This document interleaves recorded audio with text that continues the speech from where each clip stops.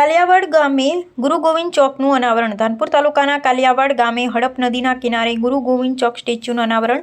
આજે 9મી ઓગસ્ટ વિશ્વ આદિવાસી દિનની ઉજવણીના દિવસે સવારે 9 વાગે આદિવાસી ભીલ સમાજના રીત રિવાજ પ્રમાણે પૂજા વિધિ કર્યા બાદ અવતારી પુરુષ ભગવાન ગુરુ ગોવિંદ મહારાજના સ્ટેચ્યુનું સમાજના આગેવાનોએ ખભે ખભા મિલાવી ભૂમિપૂજન કર્યા બાદ સ્ટેચ્યુનું અનાવરણ કરવામાં આવ્યું. ગુરુ ગોવિંદ મહારાજ માનગઢ ધામ પર આદિવાસી સમાજને સત્યનો માર્ગ બતાવવા અને અંગ્રેજોની ગુલામીમાંથી મુક્ત થવા એક સભા રાખી. તે સભામાં અંગ્રેજોએ અચાનક ગોળીબાર કરતા 1500થી વધારે આદિવાસી શહીદ થયા હતા. તેમાં ગુરુ ગોવિંદને પણ ગોળીઓ વાગી હતી, છતાં જીવિત રહ્યા હતા.